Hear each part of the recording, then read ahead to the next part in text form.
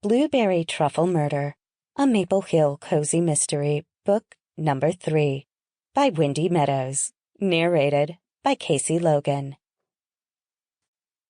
Chapter 1.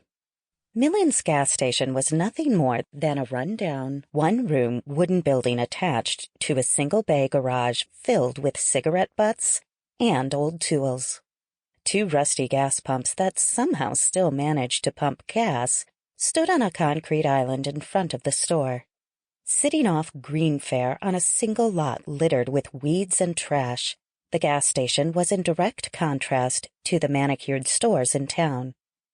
Nikki was appalled at the erosion of the gas station, which reminded her of something she would see in a gang-torn neighborhood back in Atlanta. "Who is Mr. Millen?" she asked Hawk as he pulled up next to Chief Daly's car.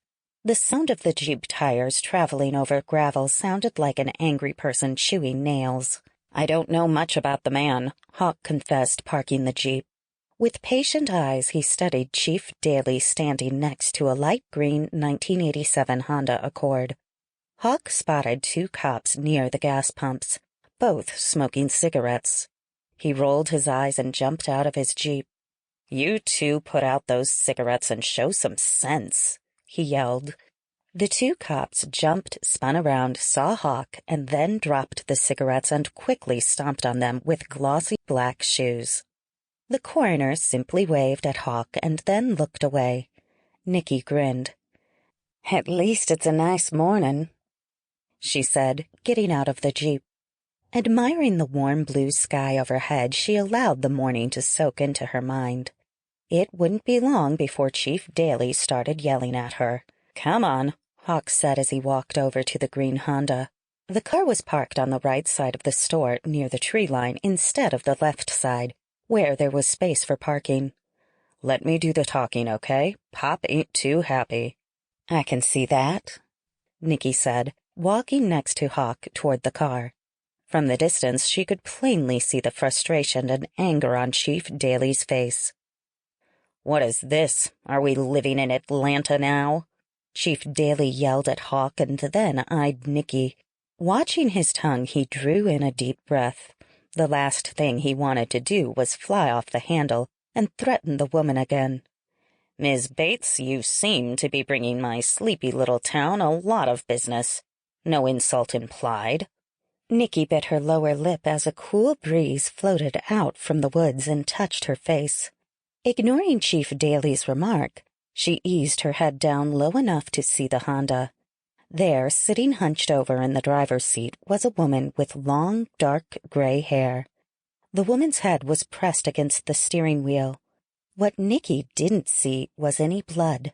No sign of broken glass. No sign of violence. The driver's side window was rolled up. The car was parked in the shade of trees. For all intents and purposes, the scene appeared very peaceful. As far as Nikki knew, the woman sitting inside the Honda could simply be asleep instead of dead. "Who is she?"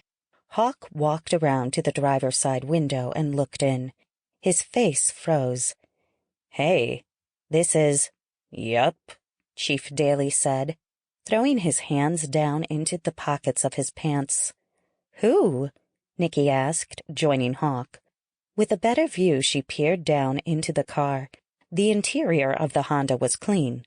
Nothing appeared abnormal or strange. The dead woman seemed peaceful. The blue blouse she was wearing over a pair of dark tan pants told Nikki she cared about her appearance. "Who is she, Hawk? Is she a local?" "Tori's aunt," Hawk replied, stepping back from the driver's side window. "Cause of death, Pop?" he asked. Chief Daly shrugged his shoulders. "I haven't touched the body. Old man Millen phoned me an hour ago, said when he got here this morning. He saw the car sitting where it is now. He thought Helen Brundale was passed out drunk, but said something about the way she was sitting didn't seem right. He banged on the window a few times, and when she didn't respond, he called the station." "Where is he now?" Hawk asked, examining the exterior of the gas station with careful eyes. "Inside," Chief Daly said, tossing a thumb at the run-down building. "Tori's aunt," Nikki Sample complete. Ready to continue?